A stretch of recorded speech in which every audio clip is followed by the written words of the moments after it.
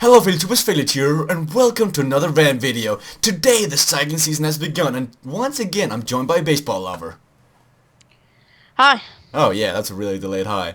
So, today we have got some very interesting topics, definitely in my opinion. Just first of all, because the season starts, there are a lot more topics to talk about since the season actually started now. But one of the big topics I want to start off with is the reigning champion of the Vuelta a España, Christopher Horner, is going to go to a Danish team. He's going to go to Christina Watch's Unphone. What do you think about that? Well, he was kind of out of options at this point. I mean, Trek didn't want him, and every other World Tour team didn't want him, and every other Pro Continental team didn't want him. So, I mean, he signs with, where he gets the contract. It's true. It's not like he's actually going to be able to get into any races with this team anyway. I'm not really sure what he's thinking, but I guess he just needed a contract and took what they gave him. Well, now they need to get a wild card for the Vuelta a España. If they apply for a wild card, it would be kind of a scandal if they refuse to give them one. Because it's the reigning champion, and it's just a nice thing to do. And I couldn't see them declining that. So, I mean, that's going to be a free ticket into the Vuelta a España, which is going to be good. But I doubt he's going to do a double and actually win it 2 years in a row. I doubt that. I mean, no offense to, Denmark or anything, but I just don't think that they have the team to support him anyway. well, they got Sabal and Schumacher. Sure, they'll go back to some of that true. EPO they used before. No, Ooh, well, if they got Horner, then why not? their history isn't really clean. But yeah, I'm gonna say I am kind of ecstatic about this, even though I know he's doped. But this is gonna grow the Danish scene quite a lot, Yeah, because we'll get especially wildcards. with Team Saxo Russia. Exactly, but we'll get wildcards where we weren't allowed to go before. So like the medium races, like I could see us going to Paris-Nice now and Tirreno Adriatico, just because we have Christopher Horner. So if we actually applied for one, I could see us getting one. But I mean that's really good. So not a big fan of him, but for the sake of having a good sport, I mean it's good for us. Yeah. So next topic I kind of want to talk about. We've got the Contador. We all know that I don't like him that much anymore because he's just a big salary that's just going out the window. But somehow he wants to go for both the Tour and Vuelta next year. Do you think he can manage that? No. Why not? Well, he couldn't even really compete with Froome in the Tour this year. And I think if he went straight for the Vuelta, yeah, he could probably contend for the win. But if you're just wasting your Vuelta chances by riding the Tour at this point. That's true. I mean, even the Tour de France, I mean, it's not like he's gonna get higher than top 5. Like, Yeah. He's not that good anymore, and he needs to change his priorities, but he won't do that. And we've talked about this before in a previous Rant video. But him actually going out on a limb saying he's going to go for both and try to do the double, it's just too risky. But we never know with a guy like Contador. He might find his inner beef someday. His inner beef. Yeah, it could happen. But also another guy that's going to go for another, like, it's an obscene, like, I don't know about this. Like, Rui Costa wants to go for a top 10 in the Tour de France, and this is on paper. He said this to, like, CQ rankings or something like that, and I don't know about this either. It's a bad move, in my opinion, because going for a top 10 in the Tour, your season has to revolve mostly around the Tour, and that's not what he does best. You saw him in the World Championships. He's a great kind of medium mountains stage hunter / classics guy. He can win those week-long stage races, but I realistically don't think that he would have a chance at the Tour, and so is getting a 9th place worth all the wins that you would get in the rest of the season? Exactly, that was one of the topics I was going to say. Like, he's missing out on so many results by going for a top 10, because I gotta say, I think he's the smartest cyclist out there today. I mean, he is probably the guy who knows the most about the sport and how to ride races. And because of this, he can win stages, but if he goes for a top 10, he throws out all the classics, all the ones that he can actually win, and potentially 2 or 3 stage wins in the Tour de France, just because he wants to try and get a top 10 finish. I mean, is it really worth it? Oh, we see... Oh, the sad Ethiopian guy crashed. Gourmet! No! That's an MLC classic. But yeah, I mean, he's in that World Championship jersey, though, so I mean... He probably wants to represent that as best as he can, and he maybe think that's by getting a good placing in the Tour de France, because that's the biggest race. But in my opinion, I think a stage win is bigger than a top 10 finish. Just because people will remember you for winning a stage, not for getting 7th in the Tour de France. I mean, who got 4th last year? That was Contador. Yeah. If you ask a guy in the street, no one will really remember, to be fair. It's like, it's kind of dumb. yeah, who was fourth place in the tour in 2010? Only guys like us will remember that, even though I actually don't remember that. Um, was it Menchoff? No, I think that's too late. Like, you see, it was further back. I don't know.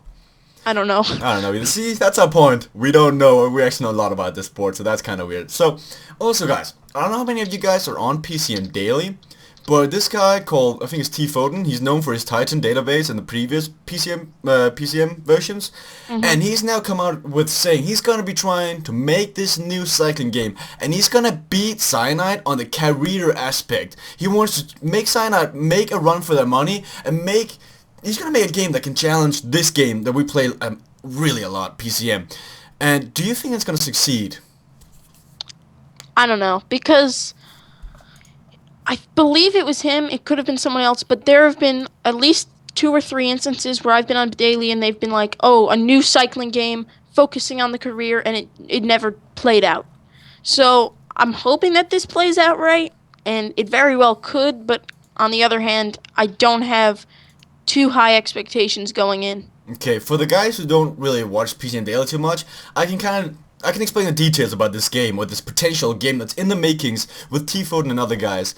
So, you're gonna have more stats, you're gonna have the Football Manager-esque stats, you're gonna have psychological stats, and you're gonna have physical stats. So you're gonna have the ones like, how good is this guy under pressure, how good is he by taking orders, stuff like this, and you're gonna have the normal flat mountain hill stats. And this, I mean, I love this. I want this from PCM. Like, I want the mentally stats. Like, don't you agree with this? Like, you want the stats where they're like, so in rain they will do 50% worse than they would do in heat, something like that. Just to add some variety to the stages, and not just make it a 9 stats or how many stats there are. Yeah, I think it was funny because for years everybody's just like, yeah, well, that's already in PCM in hidden stats, and now it's like a running joke, hidden stats. Because they don't actually exist, but Cyanide tells you they're there. The only hidden stat that exists is Viviani's sprinting ability. It's a 55 Yes. sprinting ability. It's the only one that exists. 55. But I also think that this guy said there will be no multiplayer in the game, so it will be a single-player career revolving around making a team, like taking probably a shit team to the top. That's how I imagine the game is going to be like. It's going to focus around. So you're going to have aspects of the game that you won't have in Cyanide's PCM, but I am in the beta, and I can tell you, they're working on some really weird stuff next year, and you guys are gonna like that. And it's in the career. PCM 14. Yeah. I can tell I can't go in specifics. You can't say, yeah. But I can tell you they're working on some stuff, and if what they're working on right now means that another guy can join MLC next year, I can hint about that. I really like that feature. Another guy can go to the MLC next year, so that's amazing. But that game, it's made by a Dane, or it's potentially made by a Dane, but it's not confirmed that it's going to be Meg or anything, because I am pretty sure I've seen this guy before in PCM Daily hinting in other games, and I also see other big PCM Dailyers like you, I don't know how you would say that. Like Crew True has said before that he's seen this before, and he doesn't want to get his hopes up. Yeah. But, you mean, whenever you see a game like this, it kind of spikes your hope. You can't say, oh, I don't care about this. Well, you do care. I mean, don't you agree with that as well? I agree. So, how much do you think a game like this would... How much money would you give for a game that only revolves around career and is single player? Well, being one-dimensional, I mean, that takes a lot out of it. But if it's a deep career, I would want to see how other people react to it first. I think, at this point, from what I've heard, being a cycling fan, I'd give $30 for it max. Oh, you would? That's kind of over my price, because... I mean, I know I gave like $40 to Football Manager 14, but that's because the game is so well done. But yeah. I would actually like a PCM online career. Just to play one season and see how it works out and like plan to beat other guys. Yeah. They had LAN seasons or whatever, but that never works because... Like, seriously? LAN, like, who is playing with 5 other people in a season in their, like, house? I know. You have to make it online, and they got rid of LAN. You got your sisters in your room beside you playing on their computers? Nah, that would never go. That would literally never go. My sister playing Pro Cycling Manager. Exactly, that would never work out. It's weird, but I mean, a game like this, it could actually make Cyanide work harder in their game, because... some competition in this It's side always good. would not hurt at all. That's true. It would not hurt because Cyanide. Let's be honest, they've been slacking for the last couple of years. I'm not gonna lie about that. Of course. What have they been adding over the last couple of years that have really been game changing, other than the blocking feature, which I'm experiencing right now with Bittencourt? The blocking feature. That's my favorite feature. It's actually pretty good. I gotta admit, the game without the I remember the days where you Yeah. can just like go through everyone, and it was. I would not go back to those days. I mean, the game is so more interesting now because a lot of different things can happen. And I gotta say, True. that's very interesting. Also, another feature I forgot to mention, which I could actually really like, is you're not going to be able to control your riders in-game, like in PCM, like, you know, you can change the effort to like 70 to 90. Yeah. You're going to be able to, in pre-screen, pre-race, you can give orders, then you have a guy sitting back in the car behind them, giving out those orders, and you, depending on how good that sports director is, he's going to give better orders. So that's something you really got to pay attention to have a good sports director, and I think this would actually, I would like this a lot, because it would add to the Yes. atmosphere of cycling. It really would.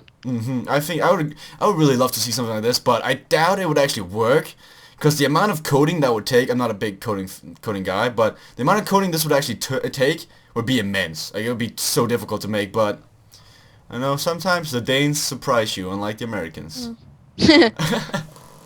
Well, Well, if Go. there's one thing I have to say about this, it's that I don't think this would ever be a replacement for PCM. It would just be an alternative. yeah, that's true. That would be a good alternative, though. Like, you know how Velo Manager's in right now? It's kind of like the new Yeah. Velocipede. A game like that Yeah. wouldn't hurt. A game like that would not hurt one bit. But I guess we've been around this. Let's jump to the next topic. I spoke earlier today that the cycling season has begun, and by that I mean the the Australian National Championship Roadways has been ridden, and we've got the champion. I don't want to spoil you. I don't want to spoil the result of that, kind of, because I kind of want you to go to the cycling hub and watch how that finished if you haven't watched it yet. But I can tell you it was a good race. What do you think about the results? Don't spoil the winner.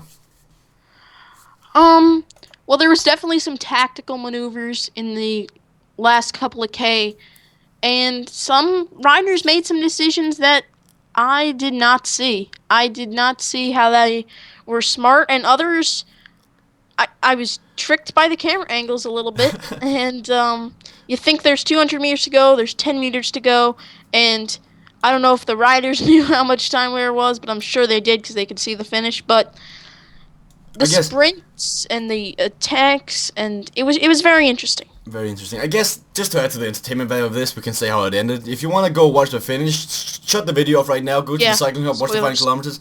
But the winner was actually Simon Gerrans, and he won it in a sprint against Richie Porte and Cadel Evans.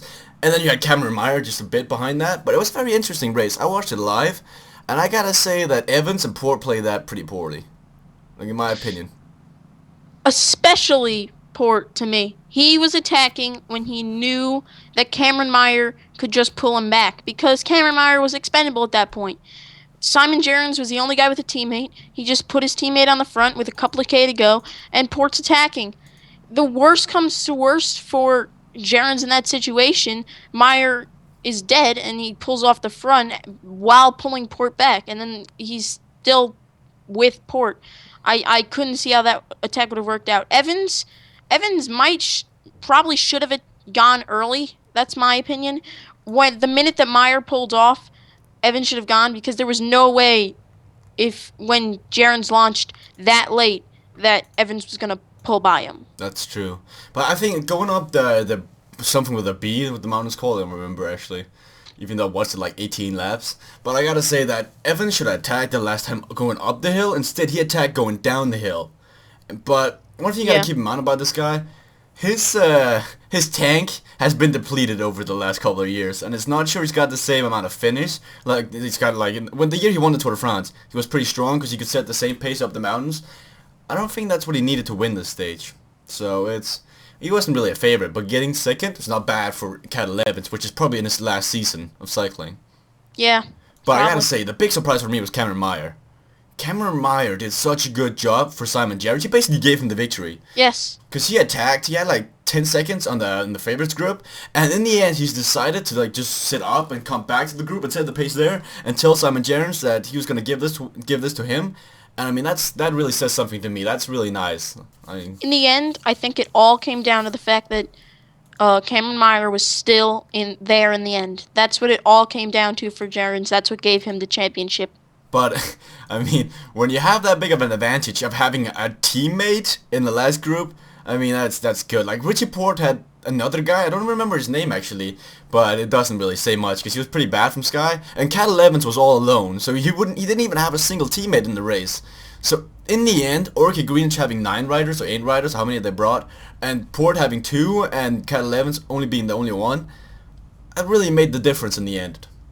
Mhm. So, but I gotta say, how much did you actually watch? Did you just watch the final kilometers, or did you watch more of that stage? I only watched the cycling hub. Okay, I gotta say though, that stage is very, very interesting, because what they do is they go up a hill, or kind of a mountain, small mountain, they go down, they turn around, they go straight up it again. They have like no time to relax, and it's very action-packed, because they're like, with 5 laps to go, they had 10 or 15 guys left in the peloton, and it was all pace. It was very interesting to watch, and I've never thought the national championship would be that interesting, but it actually turned out to be in the end. But the way that Simon Jones won that, he kind of he got it given to him because he didn't even attack a single time, I think. No. So it was like all he did was just counter the other guys and then set the pace on the downhills, and that was it. So it's kind of sad, but you know what? Out of those 3 guys or 4 guys, I'd rather see Simon Jones in that jersey than any of the other guys. Yes, agreed. So it's pretty good for him. Also, a guy like we saw a lot of other guys who have been previously in that national jersey, like Thorn something from Drapac attacked. He's an old guy, he did pretty good. We saw Luke Durbridge giving up his national championship just to pace for Simon Gerrans. Really nice of him. And we saw a lot of other guys that previously won the national championship pacing for Gerrans and Orchid Greenwich, so Yeah. they gotta have respect in that peloton. Durbridge was sick though, wasn't he? Yeah, he was. Well, that was up to the time trial, which is also another race Yeah. that was won, which was dominated by Orchid Greenwich. But yeah, he was actually sick. So even though he probably had a good chance to win in the end, I didn't think he actually could do it. So that's sad for him being the reigning champion. But on Orchid Greenwich, team spirit is so important. Like we saw in the Tour de France when Gerrans gave the yellow jersey to Daryl Impey. Probably the best thing I've ever seen in my life in cycling. Yeah. Have you ever seen that before, actually? Yeah, where he dropped off the back like 10 seconds to Just to give it to Daryl Impey. Impey the win. That's pretty nice. And Simon Gerrans is just an overall nice guy. I mean, once his days are over and when he's going to retire, he'll definitely have a future in this sport, like as a sport director or manager of some sort. I mean, I don't think he'll go away for a long time. How are you sitting in the front right now? Pretty decent. I got everybody that counts up here. Oh, I do too. Look how far back Rodriguez is.